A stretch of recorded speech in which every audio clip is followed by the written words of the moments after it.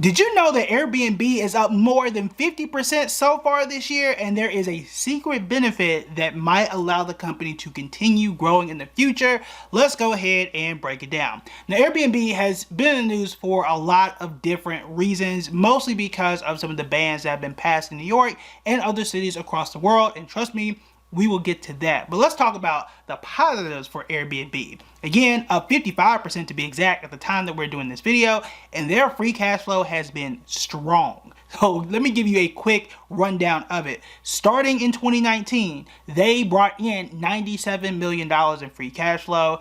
Then they lost money during the pandemic in 2020, $770 million. Okay, you're a vacation company, you are a rental company, it makes sense that you would have lost money in that year.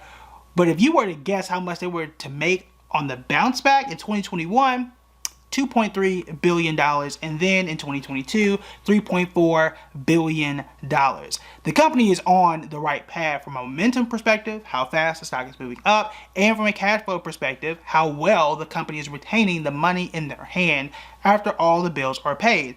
But things aren't perfect.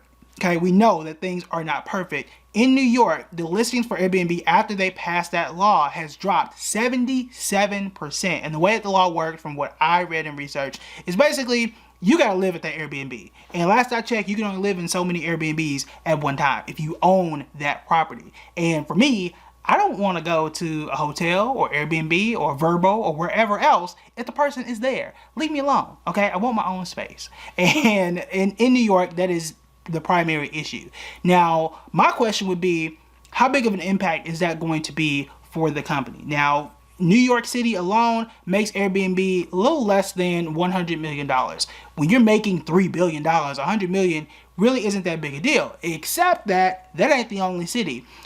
Italy, which is a country, not a city, has passed some laws to restrict Airbnb. Paris and Amsterdam have too. I think it was Paris that said that you can only have an Airbnb listed and rented out for 90 days.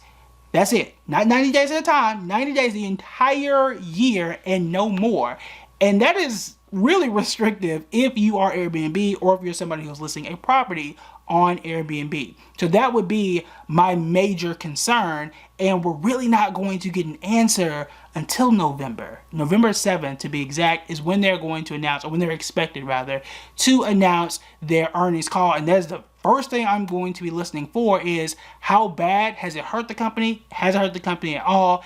And perhaps the most important thing is, what are you going to do to offset that? What are you going to do if this starts to expand to Miami, Chicago, LA, Houston, Hawaii, other places that people love to travel? And how are you going to help that, right? If everybody puts a 90% ban, or if every city is going to start to see their Airbnbs drop by 77%, whew, that's going to be quite tough for you. What is your counter? You should be planning now if you're Airbnb. Now, the secret benefit, though, is people who work remotely. Now, Airbnb gets a good chunk of change from people who are able to work anywhere in the world. So for example, I'm in North Carolina. What if I decided to just go work out of Asheville? Take my camera, take my bookshelf, well, I probably wouldn't take the bookshelf, take the lights, and go and record in Asheville, and then go and record in some nice studio in Chicago and stay there for a week, and just travel the country and travel the world. That does happen. They get a good chunk of revenue for them, and that is something that I don't see dissipating. You may see more remote work or hybrid work here in the future, but even if you don't, that's still a good chunk of people who are flexible to work wherever and use Airbnb as their main home, as their main housing. And that's something that can be quite profitable in the future for them, and it's something that has helped to make the company billions of dollars, at least in the last 2 years.